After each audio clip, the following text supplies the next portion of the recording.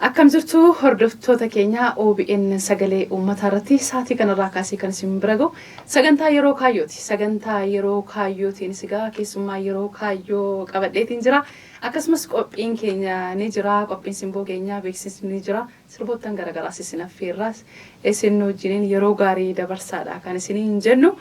Marreegaa sagantaa yeroo kaayyoo keenya kana ispoonsar gochuu warra barbaadaniif balballi kan keenya banaadha. Bilbila barreessaatii yaada qabdanis nu biraan gahaa isiniin jenna. Keessummaan yeroo kaayyoo keenya hadhaa egaa diraamaawwan garagaraa irratti taatee cimtuu ta'uudhaan kan hojjechaa turtee fi jirtudha. Akkasumas shubbisa garagaraatiinis shubbisuudhaan ni beekamti. Diraamaawwan akka Sakaallaa, Ilkee, Amaasilloo fi kan kana fakkaatan irratti taatee cimtuu ta'uudhaan hojjechaati kan isheen turte. Eenyu laata isa jedhuuf egaa kan walitti deebinu ta'a. Ispoonsarri keenya Plaatineemiin Qarcaanshee Koffii Tireeding guddisneetii kan nuti isaaniin galateeffannu. Beeksisa isaanii hordofaatii diraamaa Amaasilloo irraati immoo muraasa hordofaatii walitti deebinaa turtiin keessan nu wajjiniin haa ta'u.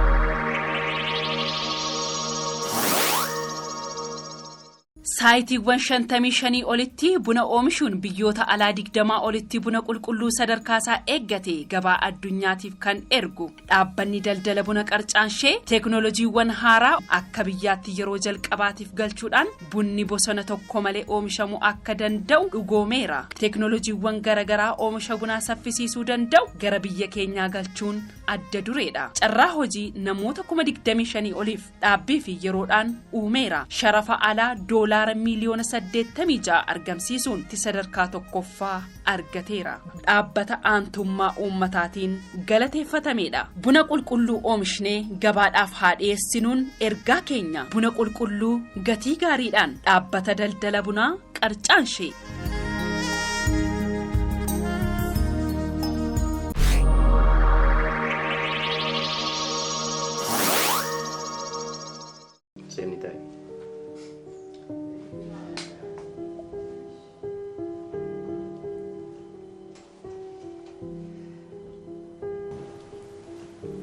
Doktor rakkoo jiramoo? Dhimma Doktor Addunyaa akka ta'e abdiin qaba. Ande gongorre. Eeyyan sirriidha waa'ee Doktor Addunyaa sitti muufasi bilbilee si waa. Anuun shakkine. Anuun dogongorre. Seenetiiwwan akka ari'amu murteessaniimi? Akkasi murteessani. Maaliif? Ari'amuu qofaa miti. Silliqsamee seeratti dhiyaatee murtee argachuu qaba. Gaafsan gammachuun kun gammachuu dachaa kan ta'u. Walitti deebinee jirra kabajamtoota hordoftoota keenya marreegaa keessummaa sagantaa yeroo kaayyoo qabannee jirra isiniin jedheetiin jira. Keessummaan keenyas kunoo stuudiyootti nu argamtee jirti. Egaa seenaa Habeebe. Egaa si beeku namoonni baay'een baga nagaadhaan gara stuudiyoo keenyaa dhufte. Baga nagaan nu iddan. Marree duratti egaa diraamaatii irratti hojjechaa turre. Amaasilloo irraa waan muraasa wayii egaa ilaalleerra. Seenaa akkamii egaa hojii aartii kana keessatti muuxannoo yeroo dheeraas ni qabda. Duraan immoo shubbisa irrattidha yeroo baay'ee kan shubbisaa turte sirboota garagaraa irratti. Mee akkam shubbisa irraa gara aartii diraamaatti akkamitti dhufte isa jedhu irraa kaanu laata? Tole yaa duraan dursee shubbisaan kanan hojjechaa ture. Baandii Urjii Adaamaa keessatti jechuudha. Kanan qacaarames shubbisaan. Sanaan booda carraa diraamaa barachuus argadhee ture sana durasi. Kanaafuu karaa diraamaatti OBN waliin waggaa hedduudhaaf hojjechaa jirra. Carraa sanis argadhee sanitti deebi'uu danda'e jechuudha karaa sanatti. Shubbisa irraatii gara diraamaatti haala kanaan kanatti dhufte. Mee akkam amma diraamaa Amaasilloo, Ilkee, Sakaallaa irratti egaa namoonni taatummaa keetiin baay'inaan si beeku. Sanaan alatti mee diraamaa meeqa irratti hojjette ati? Diraamaa dheeraa jedhaman kan jalqabaa Sakaallaadha. Beekama.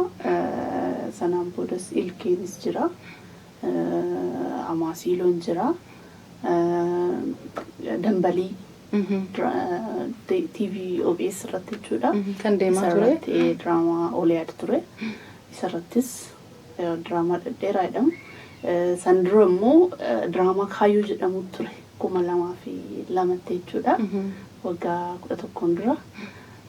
Isarrattis hojjedheera jechuudha. Diraamaa dhedheeraa.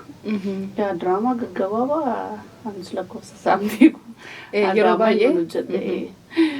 waltajjiiwwan ayyaana garaagaraa irratti isin hojjettaa sirni adda addaa yeroo jiraatus diraamaa waltajjii irraan hojjettaa. Diraamaa waltajjii, diraamaawwan gaggabaabaa safuufaa isaan irrattis hojjedhee jira. Waltajjiiwwan yaa'iiwwan adda addaa irratti waltajjiiwwan sagantaawwan seektaroota maal qopheessan irrattis isaan irrattis hojjetaatuma turre jechuudha gaamaatti. Bareedaadha. Aartii keessa jirta ammas. Seenaan boo'uunis sibiratti salphaa wayiiti. Loluunis salphaa wayiiti. Namoonni aartistoonni tokko amma kaaraakterii hundi isaanii kennamu wayitu fardii akkasii laata fa'aa hanga jennutti yoo nama hamaa ta'ani diraamaadhuma garaagaraa irratti nama hamaa ta'ani yeroo isaan mul'atanu yookaan immoo iddoodhuma nama bashannansiisu wayis yoo ta'e akkasumatti itti fufiinsaan yeroo arginutu jira.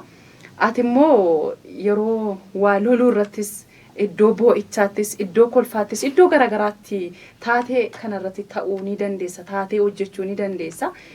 Akkas ta'uun kun akkami muuxannoo irraan immoo barnootaan dhufamoo sibiratti salphaa wayiiti. Diraamaa baay'ee durumarraa jalqabee daa'ima ta'e jechuudha. Yeroon diraamaa laalu baay'ee keessa koo jira. Maaliif keessa darbee yeroo kutaa 3-2 fa'aa baradhutti yeroo barsiisan aluma bahee kottaa kaa'ee ijoollee kilaasii jechuudha jira. Dafee bahee waa wayii waan kofalchiisu waan akka jeequmsaa iyyuu ta'ee yaada. Dafee bahee barsiisan akkuma baheen ijoollee kofalchiisaa maal jedhaa aktii adda addaatti agarsiisa. Sanumarraan na keessatti uumamee. Mee eenyuun fakkeenya godhachaa turtee? Afaan Amaariffaas haa ta'u warra Oromiffaanis hojjechaa turan haa ta'u ituu akka keleetti hojjedhe akka biluutti kan jedhu sana eenyuun jechaa turteeti? Amma kan siin jedhe keessa amma garee Amaariffaa keessaa sirriitti kanaan ishii ilaalaa ture mataarratti. Bakka jechuun akka ishii ta'uun qabadhee yaada. Maaliif aktiingiin ishiitis bareedaa wanti hojjettu baay'ee natti tola. Ta'anii hojjechuu irratti. Ta'anii hojjechuu irratti baay'ee cimtuudha. Kanaaf jechuudha.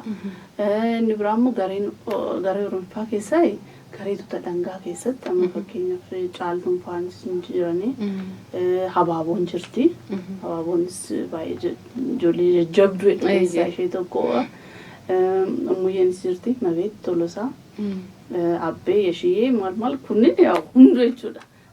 Isaan laalaat manguddadhe waan ta'eef sirriitti fedhina keessatti akka uumamu akka isaanii ta'uun qabedhe akka yaadu kan nama keessaa isaan kanneen jechuudha. Seenaan maatii horatteetti moo akkamii isa jedhume mee akaasnu? Maatii horadheera. Haadha mucayyoo takkaati jechuudha. Tole ilmatti siifaa dabaluu siin jenna. Dhalattee eessatti guddattee yoo nuun jedhan maal jennaan? Kanan dhaladhee guddadhe asuma Boosatti magaalaa Walanjitiitti. Achumatti dhaladhee guddadhee carraa barumsaatiin karaa dhufe jechuudha. Erga 2095 irraa jalqabee magaalaa kana keessa jira jechuudha. Magaalaa Adaamaa keessa. Magaalaa kana keessa gaafa jettu hordoftoonni televizyiinii isaanii mana keessatti ilaalu waan ta'eef. Akkamati gama aartii kanaatti gaa hordoftoonni keenya sissi beeku. Duraan immoo akka moodeelii wayitii godina Shawaa Bahaa bakka buutee iddoo garaagaraatti godina Shawaa Bahaa beeksisaati kan turte dorgommiiwwan miidhaginaa garaagaraa irratti moodeelingii irratti illee dorgomaati kan turte.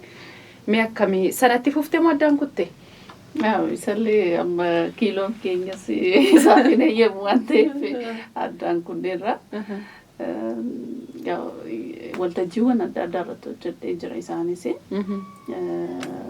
godinas bakka bu'ee magaalas godina Shawaa inni biraa immoo godina Aanaa Boosat dabalataan magaalaa Adaamas bakka bu'ee waltajjiiwwan adda addaa yeroo baay'ee hojjedheera. Kan hordofaa jirtanuu OBN sagalee uummataa irratti sagantaa yeroo kaayyooti hordoftoota keenya marree keessummaa keenya egaa taatee diraamaa akkasumas shubbistuu hojiiwwan aartii garaagaraa keessatti kan hojjettu seenaa beebee wajjinii kan nuti jirru egaa diraamaa isiin irratti hojjechaa turte keessaati hordofaati itti aansuudhaan immoo qophiin simboo keenyaatis jira hordofaa nu wajjiniin yeroo gaarii dabarsa. Dargaggeessa tokko of garuu dargaggeessa maali? Eenyuuni? Harminaan loli. Natti imimmaan koo haajibu. Natti eenyuuni? Ani beeku. Si jaaladheera. Kanaafuu dirqama na jaaladheera. Na sodaachiseera. Eenyummaa isaan beektu? Wajjiniin barattu? Lakki waan baratu natti fakkaata.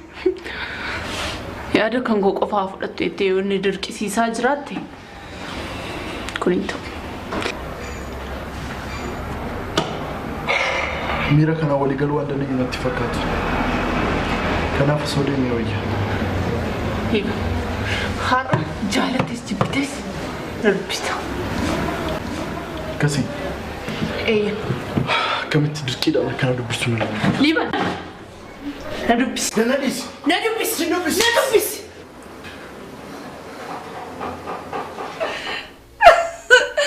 Sababa.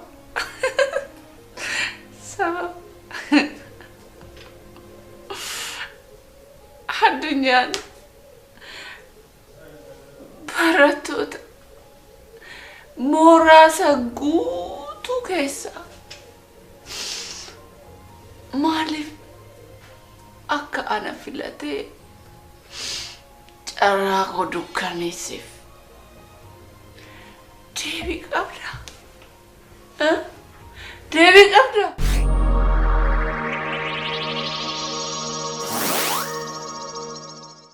Qophii simboo keenyaatii fi diraamaa agaa taatee diraamaa seenaan irratti hirmaachaa turte muraasa isin biraan geenye walitti deebinee jirra kabajamtoota hordoftoota keenya ispoonsar pilaatineemiin immoo qarcaanshee kooffii tireeding guddisneetii kan nuti galateeffannu maarreegaa seenaa hojiiwwan diraamaa garaagaraa irratti hojjechaati kanatti turte mee waa'eedhuma diraamaa kana keessaa gaa'ee hin baanu diraamaan keenya diraamaan Oromoo akka simbirroo masqalaatii jedhama. Al tokko dhufeetuma ni badaa amma kan warra kaanii yoo laallee jennee muuxannoo guddaa kan isaan irraa fudhachuu dandeenyu diraamaa dhumtii televezyiinii irratti darbaa namoonni daawwataa hedduu qabu yoonni xumuramuuf jedhu dafanii diraamaan kan biraa akka bakka bu'u yerootti piroomoonsaa deemutu mul'ata. Kan keenya immoo diraamaan tokko gaafa xumuramee jedhu hanga diraamaa biraa arganutti uummanni keenya dafee diraamaa aartii diraamaa kanaan dafee waliin argu waan ta'eef sun maalirraa madda amma taateewwan aartistoonni akka keessanii baay'een jiru maalirraayi kan akkasittiin olirraa faffagaatu kun rakkoonsaa maali akka taatee tokkootti akka aartistii tokkootti? Rakkoon jiru inni guddaan humna. Kanan akka kootitti fudhadhu. Humna dhabuun jira. Wanni tokko immoo sirriitti bareedee uummata biraan gahuudhaaf yeroo ammaa kana sanuu ulfaatadha baay'ee jechuudha. Maaliif humna guddaa barbaada kaameeraa maal wantoonni piroodaakshinichaaf barbaachisan waan qulqulluu ta'anii uummatatti dhiyaachuudhaaf maallaqni barbaachisa. Maallaqni immoo akkuma argitu kana aartiin Oromoo xiqqoo maallaqa irratti rakkoo qaba waan ta'eef kanaafuu inni guddaan isa kana kan jedhu karaa biraatiin immoo namooti hawaasni bal'aan kunis fiilmii afaan Oromoo yookiin diraamaa afaan Oromoo irratti ilaalchi qabuu fi fiilmii biraa irratti ilaalchi qabu tokko miti. Laaluu irrattis hojii wanti tokko hojjetameetis dhiyaate yoo daawwataa yookiin immoo nama waan san ilaalu yoo hin qabaanne hin arganne kunis rakkoodha waan ta'eef jechuudha. Waan baay'ee gaariidha kanatti kaastee seenaan egaa duratti boo'uunis siif salphaadha. Loluunis siif salphaadha siin jedheen ture. Sun immoo akkamitti jennaan egaa durumarraa kaaseen jalqabe daa'imummaa koorraa ittiin naa deebisteetta. Amma taatee tokko akkati taatee hojjettuuf sii kennuu kan jira. Itti qophaa'e egaa. Meeshaa qaalii ati jaallattu wayitu jiraashu. Meeshaa sana kennaadhaan sii kenname meeshaan suni alaa sii dhufe. Kennaa sana immoo hiriyaa keetuyyuu naa kennitte si kadhatteetu sirraa fudhatte. Sirraa fudhattee sii deebisuu didde. Sana boodaati deebistee kadhatta. Kanuma kan kee meeshaa kee immoo naa kennaa ittee kadhatta. Sana booda gaafa kadhattu egaa siif finna siin jedhanii si beellamanii. Sana booda akkaataa beellamaatiin dhufan mana kee jechuudha. Sana booda meeshaa kana ati eegaa harta gaatis hojii ittiin hojjechuuf barbaadaa harta. Gaafa naaf kennu jettee eegdu gaafa sii fidanuu egaa siin finne isaan hin badee sitti mu dhufan. Maal jettaan meeriyaa keessanaa? Akkamitti? Meeshaan kun kennaadhaan naa kenname siin jedhee? Inuma gatii naan jettaa?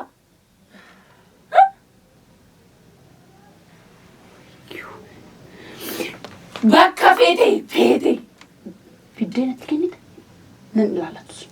Kanaafuu hin fidda. Gatii naan jetti. Mee seenaan hojii hedduu gama diraamaa garaagaraa hojjechaati kanatti turte mudannoon hin dhabu. Kanaaf mudannoodhuma wayii maaltu si mudatee beekame? Paartii naannoo 90 keessa jiru Amaasiiloo irratti jechuudha. Kutaa 93 akkasirra jira. Siiniin suni kaballaatu ture jechuun isatu na onnedhee mana ofiitti na galfate. Paartii na dhawu jira. Amma bakkee sana na dhawu. Isuma dhugaa isaa sirbuuti. Isuma dhugaa dhadhee. Isuma dhugaa dhadhee na kuffise. Achi eenyu ka'ee haasiinii sanitti deebi'uure.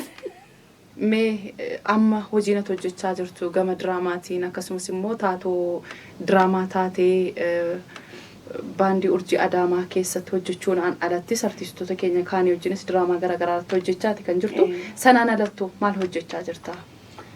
Ani mana maxxansaaf promooshinii qaba.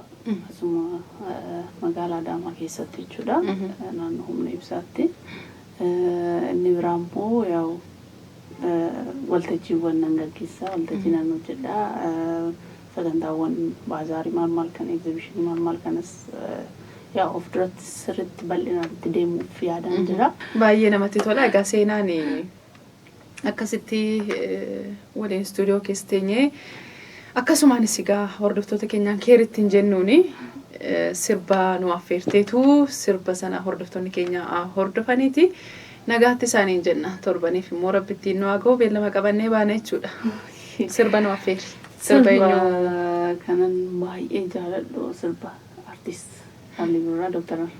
Kabajaa artist Alii Birraa abbaa koo natti fakkaata baay'ee sirba isaa keessaa isa haaraa dhiyeenya kana lallakkifame osoo isaan naaf affeertan uummata koo natti tola. Kun ogaa dhageessaniittu seenaan sirba Dr. Kabajaa artist Alii Birraa isin affeerteetii kan isheen jirtu kabajamtoota hordoftoota keenya. Egaa taatee diraamaa shubbistuu hojiiwwan garaagaraa kan hojjettu seenaa Habiibii wajjiniin kan nuti turtii taasisne. Isinis nu wajjiniin yeroo gaarii waan dabarsitaniif galatoomaa isiniin jenna. Qopheessee dhiyeessuudhaan ani Nasraa Shariif akkasumas immoo Abbabaa Magraa walumaan turre gama ogummaa kaameraatiin immoo Fayyisaa Mirreessaa suur-sagalee gulaaluudhaanis isumatu nu wajjiniin ture. Torban kun torban nagaaf jaalalaa isiniif haa ta'u fayyaa nu taasisanii.